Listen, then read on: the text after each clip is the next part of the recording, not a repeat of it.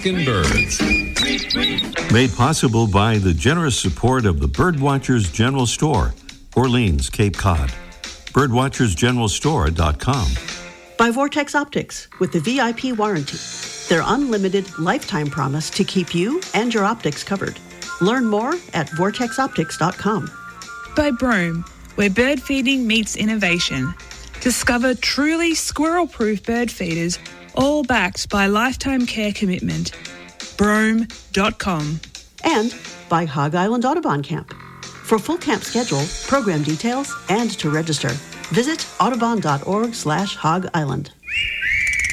Good morning, good afternoon, good evening. Welcome to our show, number 1091. Guess who's back?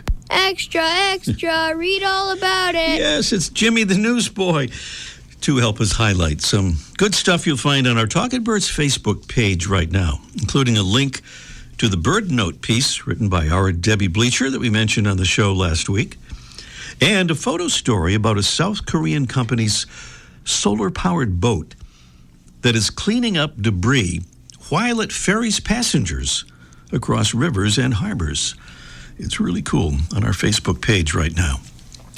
On a related note to that cleaning up debris story, May is Plurting Month here at Talking Birds, as we encourage and celebrate that thing we call plurting, picking up litter while birding.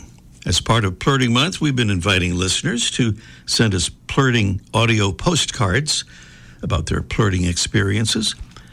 And here's one from Dr. Jim Randolph in beautiful Diamond Head, Mississippi. Good morning, Ray and Talking Birds fans. This is Ambassador Jim Randolph.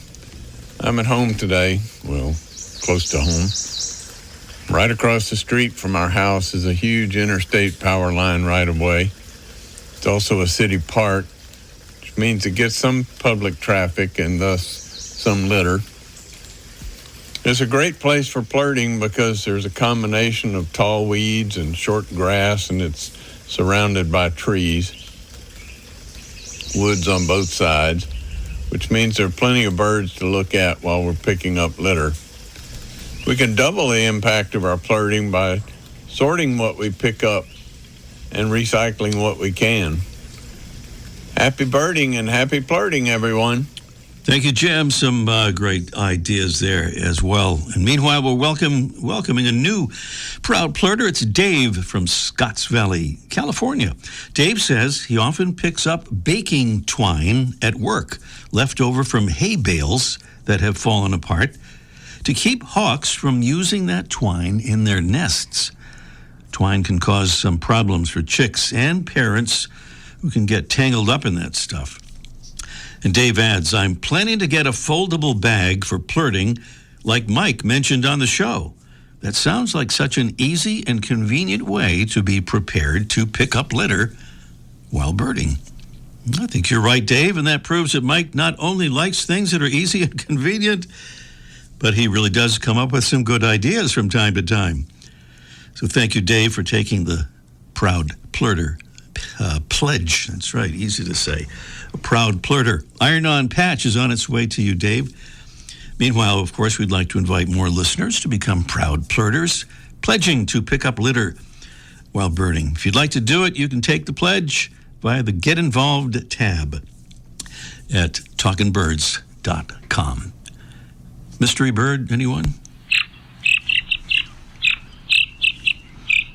There is one, and it happens to be the one for today, and the contest a little bit later on in our show. And we have some beautiful prizes, including a $20 gift certificate to spend with Beautyo Books.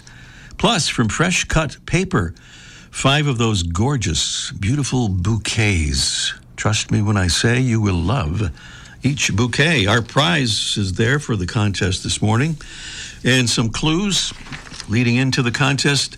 Our mystery bird is a medium-sized, stocky shorebird with a moderately long neck, moderately long, slightly drooping bill, and longish yellowish or greenish legs. It has a dark, densely streaked chest, showing a sharp border with its white belly. Its back is reddish-brown with a couple of thin white stripes. In the Americas, our bird breeds on Arctic tundra, from western Alaska across extreme northern Canada to Hudson Bay, and winters in South America. It's our mystery bird in the contest a little bit later on, the $20 gift certificate to spend with Buteo Books, your independent, family-owned birding bookstore, proudly carrying one of the largest selections in the world, new, used, rare, and collectible bird books. And those beautiful bouquets, again, from fresh cut paper on the mystery bird contest a little bit later on in this morning's show. Here's another royal salute to a royal member of the ambassador's family, and that is Matt Delaney from Pembroke, Massachusetts. Matt says, I've always been an avid nature person, having lived on the South Shore of Boston my whole life, loving all creatures on the land, in the ocean, and in the air. I've told people about talking birds for many years now, so I'm already an ambassador, just not officially. Well, it's official now, Matt, and thanks for becoming a Talking Birds ambassador, helping us get the word out to more folks about the joys of birds and birding and the vital importance of conservation. To become an ambassador and join the family, it's that same good old all-purpose Get Involved tab at the top of our homepage, talkingbirds.com. Very easy to do and easy to sign up for, too. Still to come today, we'll talk with Meredith Morehouse and Dr. Christy Esmahan about Yaves, keys to bilingual conservation. Also today, Mike O'Connor will join us for Let's Ask Mike, almost live from the archive, with some good advice about nest boxes. And up next, an impressive avian impressionist is today's featured feathered friend. Presented by the Bigger and Better BWD magazine, with each large format issue packed with beautiful photographs, illustrations, and in-depth articles. Experience birds up close with BWD at bwdmagazine.com. When we think of mimics in the bird world of North America, mockingbirds and thrashers may first come to mind, and maybe their Mimidae family relative, and our featured feathered friend, the gray catbird. It's a slender songbird, slightly smaller than a northern mockingbird, with medium gray plumage, a black cap, a long tail, and rusty undertail coverts. The gray catbird, named for its familiar cat-like mewing call, breeds across southern Canada and most of the U.S., except for the far western states and its Florida and Gulf Coast wintering areas. In the summer, it feeds mainly on insects, along with some fruits when available, foraging on the ground or in low trees and shrubs. Gray catbirds are known to mimic American robins, northern cardinals, red-eyed vireos, and many other bird species, and frogs, too. By the way, the familiar phrase, in the catbird seat, to describe being in a superior or advantageous position, is believed to come from the early 20th century American South and likely derived from the gray catbird's habit of perching on high branches to sing and watch over the scene below. The Mimidae family member and sole member of the genus Dumatella, it's Dumatella carolinensis, today's Talking Birds featured feathered friend, the gray catbird.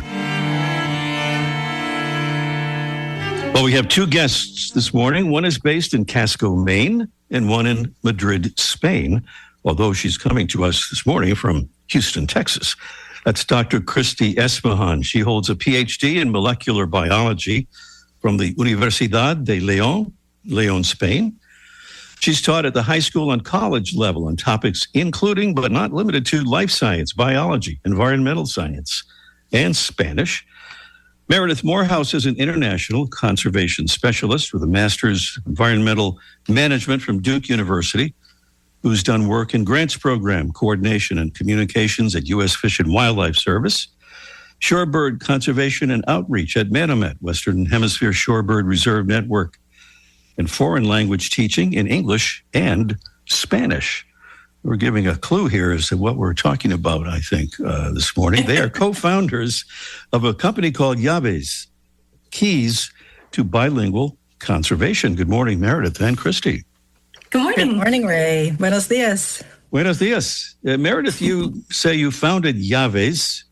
By the way, Llaves means keys, but also cleverly incorporates aves, referring to birds. Keys to bilingual conservation, founded to fill an essential niche. Foreign language training for Spanish and English-speaking colleagues, customized for their work-related use, and of course for birders as well. Why did you think that filling that niche was essential? Oh, I saw it right in my own work and with my own colleagues at Mimidae, because we worked internationally with a lot of colleagues in Latin America on shorebird conservation. And a frequent desire for them was to be able to communicate better with our Latin American colleagues. And so just very informally at lunch, sometimes I would teach them Spanish, basic Spanish, kind of job-related Spanish, things that would help them at meetings and interact with their colleagues better. So that seed got planted some time ago, just informally.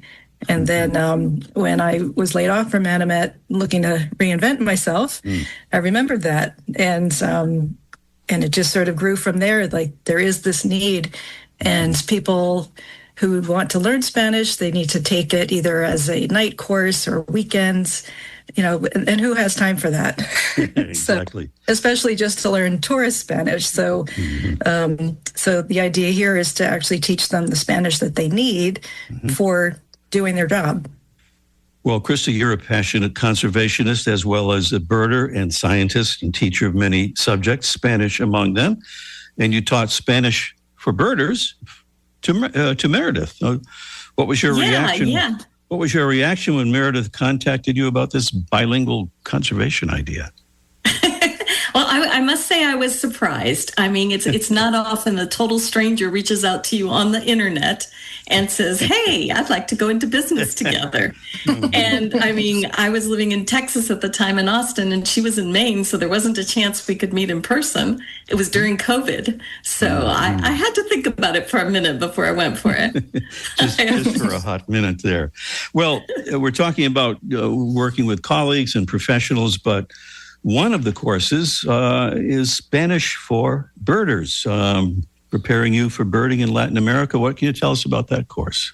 Well, I came up with this course during COVID. We had the incident with George Floyd, as you'll remember, and followed by the one with Christian Cooper, where as a board, I was on the board of Travis Audubon. We decided that we needed to be reaching out more to the parts of our society that were more marginalized and were not participating in birding as they could. So as head of advocacy, I decided to look for a Spanish for birders, and when I couldn't find a class like that, I invented it and started teaching it in Travis Audubon, and it grew from there and taught it to hundreds of people, including eventually Meredith. That's how all the great ideas come about, right? You try to find something, it doesn't exist. So, as you said, you invented it. So, Meredith, there's the Spanish for Conservation Professional State Parks edition. What's that about?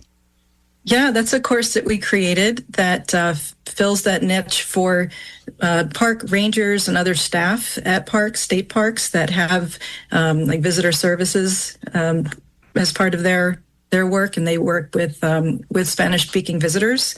So the Colorado Parks and Wildlife Division, their director of training, contacted us, really interested in our course. We had done a pilot prior to that, and she had heard about that.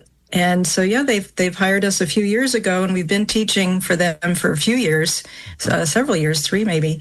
And we do an introductory course for the staff that doesn't know any Spanish, and then a more advanced class for those who already know. And everything we teach them is all about, they tell us what they need to learn, and then to be able to interact better with their Spanish visitors, Spanish-speaking visitors. And we teach them the classes and work them through it. We only have about 30 seconds to go here, but if you could give us an idea, Meredith or Christy, about at least one new course coming soon.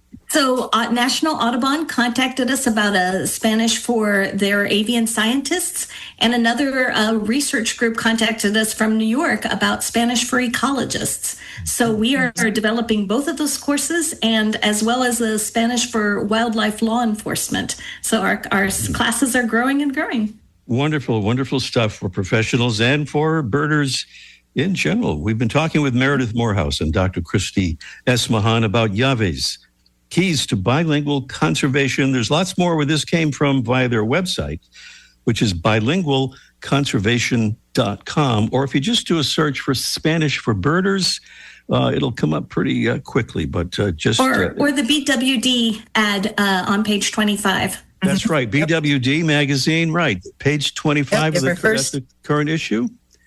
Yeah, the current May-June issue, page 25. That's our first ad. And the QR code there and everything. QR code, everything. Right. We have a phone number. Yep. All right, making it easy. Thank you, Meredith and Christy. Thank you. Continued good luck with the current courses and the new ones coming. Gracias. Thank you. Adios. Thanks for having us. Gracias. Dr. Christy Esmahan and Meredith Morehouse here on Talking Birds. Up next, it's our Mystery Bird contest in just 1 minute. The flutter of a tail feather, the flash of a wing bar in mid-flight. You don't always have a lot of time to identify a bird in nature, let alone to appreciate its beauty. But with Vortex Optics, you'll have the power to bring every wild moment closer. When you choose Vortex, you're choosing to have a partner in the field as passionate about nature as you are. Whether you're spotting old friends on the backyard feeder or packing for a once-in-a-lifetime trip to add a few species to your life list, Vortex offers a full range of optics and optics accessories for every birder and every budget. And whether the birds are taking you to another state or another country, you're always covered by the Vortex VIP warranty, an unlimited lifetime promise to keep you and your optic covered. If you'd like to learn more, or if you need help choosing your next optic, give Vortex a call at 1-800-4-VORTEX or visit vortexoptics.com. Well, that would be our mystery bird. And by the way, if you've never called in on the mystery bird contest, or maybe you've tried to call in, couldn't get through, well, this, I think, would be an especially good day to call because it's, as we do our show live here, it's the Memorial Day weekend. So a great time to call in. I'm going to give the number here and then repeat it in a minute. It's 781-837-4900. And our bird is a medium-sized, stocky shorebird with a moderately long neck, a moderately long, slightly drooping bill, and longish, yellowish or greenish legs. It has a dark, densely streaked chest showing a sharp border with its white belly. Its back is reddish-brown with a couple of thin white stripes. In the Americas, our bird breeds on Arctic tundra from western Alaska across extreme northern Canada to Hudson Bay and winters in South America. Clues there and the sound of our mystery bird, and we're so happy to welcome back Buteo Books as a prize provider here on the show. And it's a $20 gift certificate to spend with Buteo Books, your independent, family-owned birding bookstore, proudly carrying one of the largest selections in the world, new, used, rare, and collectible bird books. And from Fresh Cut Paper, makers of life-sized pop-up floral bouquets that are wilt-proof and crafted to last a lifetime, we have a certificate for 5 beautiful bouquets, bird-themed bouquets among them. And they do some great stuff there. In addition to the beautiful bouquets, they plant a tree for every bouquet sold, which is pretty cool. So those are the prizes on our Mystery Bird contest. We have time for a bonus question. We have a feather-friendly bird window collision kit as a prize.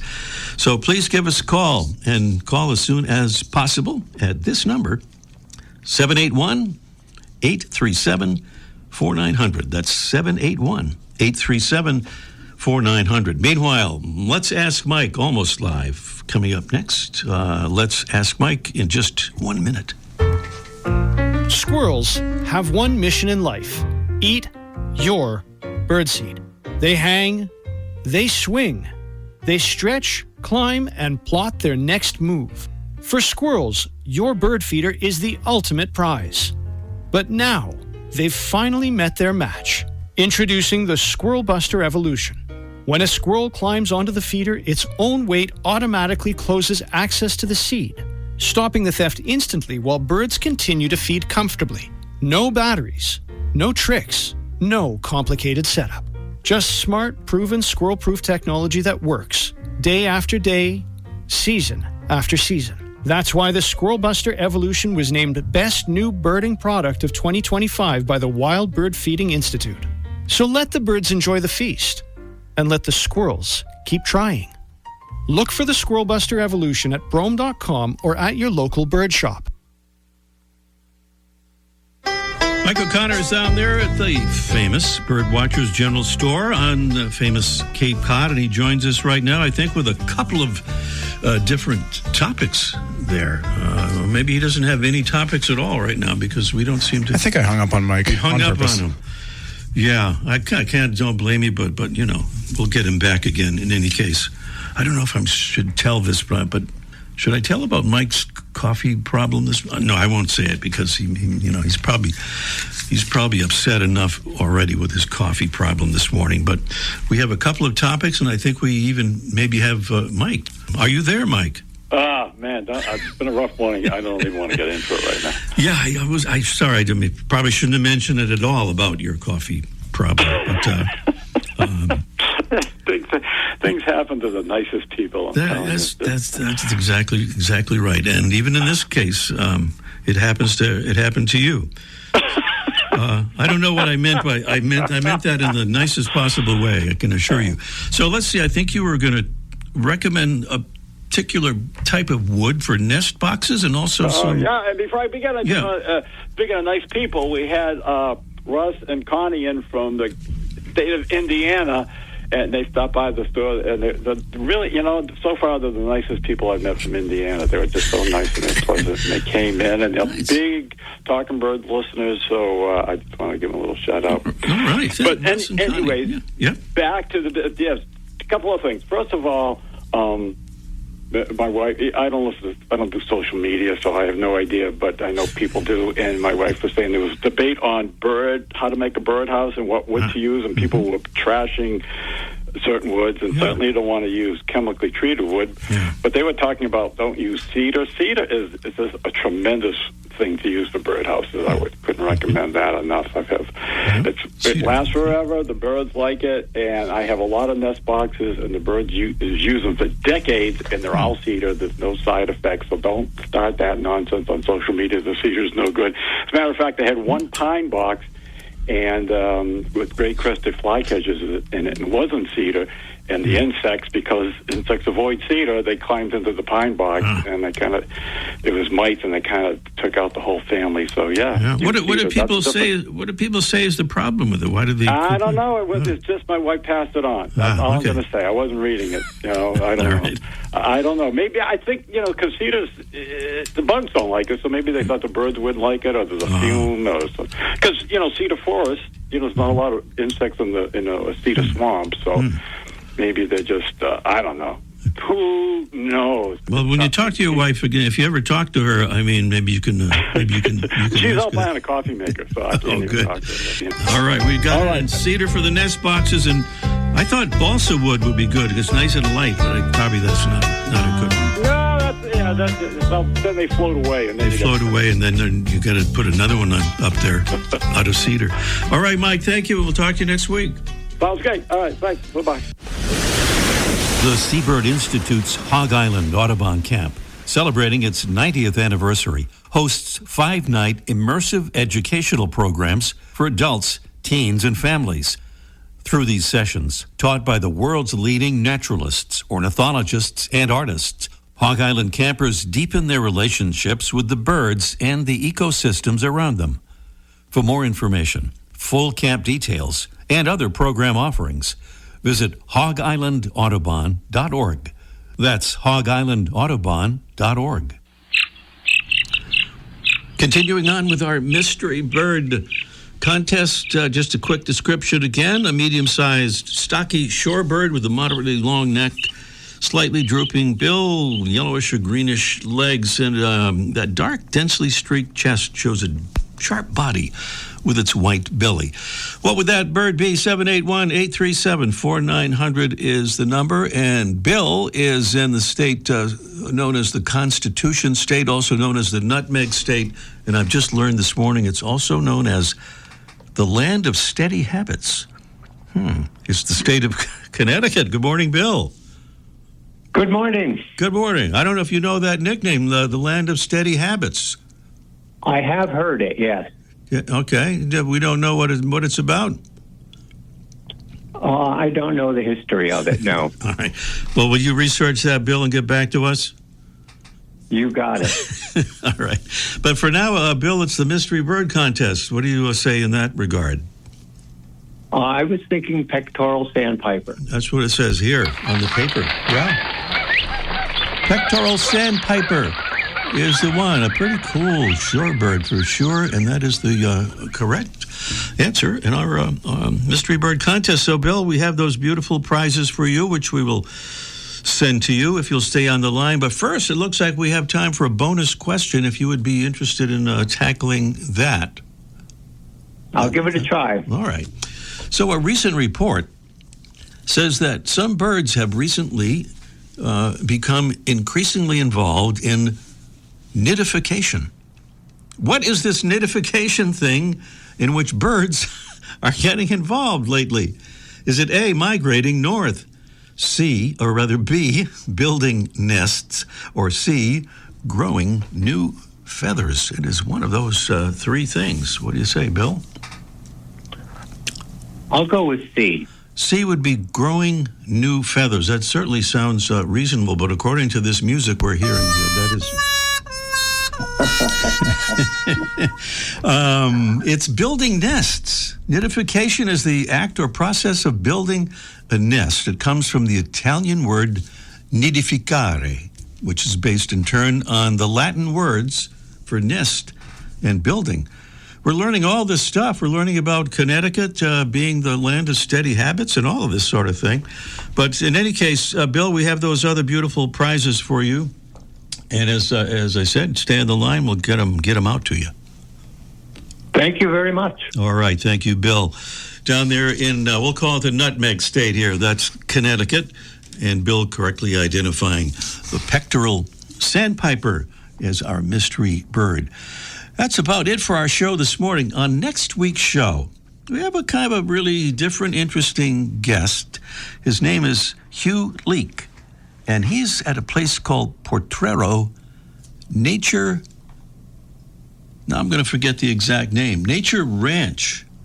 I hope I got that pretty close to being right. But in any case, you'll be with us to tell us about the Nature Photography Ranch, of course, because that's the whole point of the thing. You can go there and get into the blinds that they have and photograph birds. It's a pretty interesting idea. It's down in Texas, and we'll find out more about that from Hugh on our show next week. Just before we go, just one more thing, and that is the fact that this is Plurting Month, and we'd love to invite you to become a proud plurter. If you'd like to sign up, pledging to pick up litter while birding, just go to our website, talkingbirds.com, and click where it says Get Involved at the top of the page, and you'll easily see how to become a proud plurter. And if you'd like, we'll send you one of our proud plurter patches. Thanks to our amazing Talking Birds team, Debbie Bleacher, Freya McGregor, our producing engineer, Jesse Wilkins. I'm Ray Brown, reminding you that you can enter next week's Mystery Bird Contest no matter where you are on planet Earth. If you listen live, easy to do via the Listen tab at talkingbirds.com. Thanks for listening. See you next week. The bird show. I like that. Ray Brown's Talking Birds. Made possible by the generous support of the Birdwatchers General Store, Orleans, Cape Cod. Birdwatchersgeneralstore.com. By Vortex Optics with the VIP warranty. Their unlimited lifetime promise to keep you and your optics covered. Learn more at vortexoptics.com. By Broome, where bird feeding meets innovation. Discover truly squirrel-proof bird feeders, all backed by lifetime care commitment. Broome.com. And by Hog Island Audubon Camp. For full camp schedule, program details, and to register, visit audubon.org/Hog Island.